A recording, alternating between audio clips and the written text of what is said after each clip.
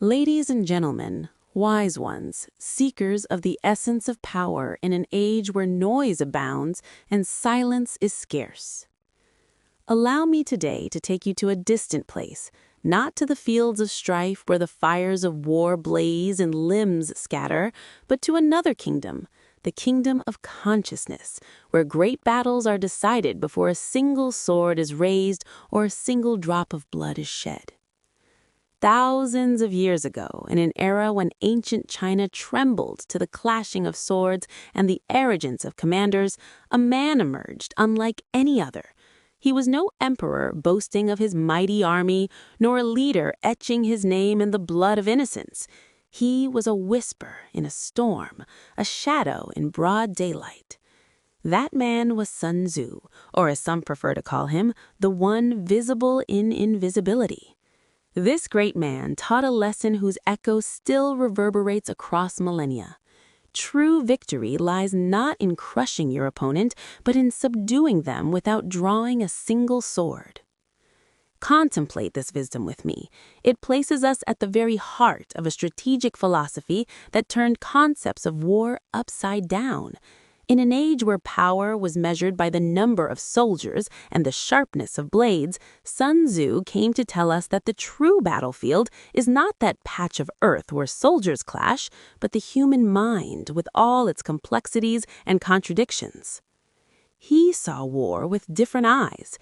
To him, it was not random chaos, nor barbaric conflict, but an exact science, meticulous engineering, precise calculations of dozens of variables, the ground beneath you, the sky above you, the enemy before you, and even the soldiers fighting behind you. Every element has its weight, every detail its account.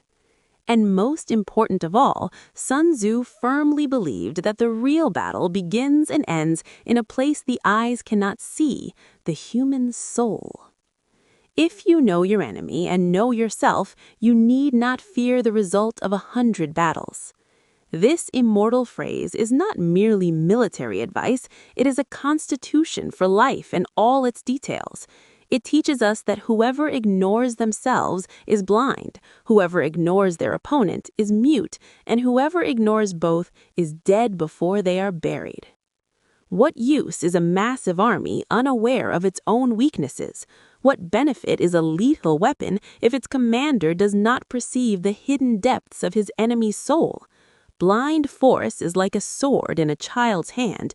It may wound its wielder before it touches anyone else. And here we arrive at the most daring concept in Sun Tzu's philosophy. All warfare is based on deception. Some may wonder, others may object. How can deception be a virtue? But Sun Tzu was not speaking of the ethics of daily life, but of an unforgiving arena where the only measure is survival. He speaks of the art of shaping reality in your enemy's eyes, of your ability to make them see what you want, not what truly exists. If you are strong, appear before them as weak, so they grow complacent and careless. If you are weak, appear mighty in their eyes, so they fear you and hesitate. You are not fighting only their body, you are fighting their perceptions, their fears, their certainties. You make them fight ghosts of your creation and chase mirages woven by your hand. Then Sun Tzu presents his revolutionary concept of the balance between two forces, the manifest force and the hidden force. The manifest force is what the enemy sees, expects, and prepares to face. It is the army in formation, the direct attack, the visible command. The hidden force is what they do not see, do not expect, what strikes from where they least anticipate. It is the swift ambush, the unexpected maneuver, the blow from behind. True genius, in Sun Tzu's view, lies in blending these two forces, to occupy your enemy with what they see while you execute what they do not see, to fix them in place with manifest force while destroying them with hidden force. At the pinnacle of his philosophy, Sun Tzu presents the model of the invisible general, that leader who does not seek the spotlight, does not pursue fame, does not wish to be seen. He is like the wind, unseen, but leaving traces of its passage, like water, silent, yet carving its grooves in the hardest rock. This leader does not imprint himself directly on the battle, but creates conditions that make victory emerge from events as if by destiny. His enemy does not know who they are fighting, nor where the danger lies. They think they fight an army, but in truth they fight an entire system, a restless mind, an unconquerable will. Among the most astonishing and controversial of Sun Tzu's teachings is his concept of death ground, that land from which there is no escape, where the army is surrounded on all sides, supplies are cut, and survival options are non-existent. In conventional military logic, this is the end, inevitable defeat.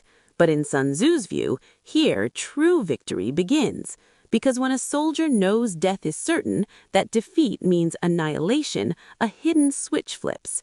Fears dissolve, hesitations vanish, and from the depths emerges an energy that knows no impossible. They fight not for their commander, not even for their homeland. They fight to stay alive.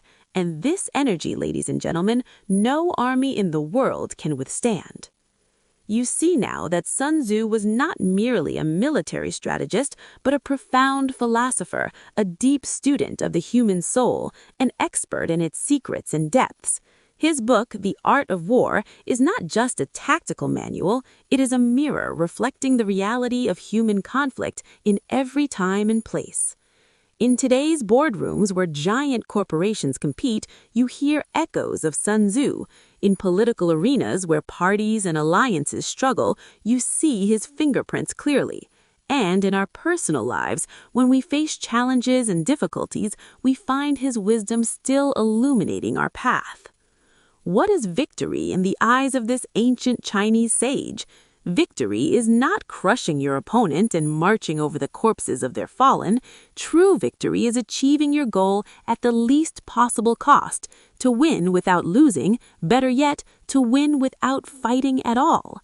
This is the peak attained only by those who master the art of mind, who skillfully wield the tools of thought, who realize that the most powerful weapon of all is the weapon that cannot be seen. It is the mind, ladies and gentlemen, the mind that plans, the mind that reflects, the mind that knows when to attack and when to retreat, when to appear and when to disappear, when to speak and when to remain silent. This is Sun Tzu's message reaching us across millennia, a message that tells us, do not be deceived by appearances, do not anchor your strength to what eyes can see. True power lies within you, in your capacity to think, analyze, and plan, in your ability to shape reality with your mind before trying to change it with your hands. Whoever seeks victory, let them begin with themselves. Whoever wishes to conquer opponents, let them first master conquering themselves. Whoever strives for peace, let them learn to wage war in the arena of mind, where no blood flows and no eyes weep. This is the eternal war as Sun Tzu taught us, a war that never ends because it is life that never stops. And peace be on those who follow guidance, who illuminate themselves with the light of reason, and who walk the paths of wisdom in the footsteps of the great. Peace be on you all.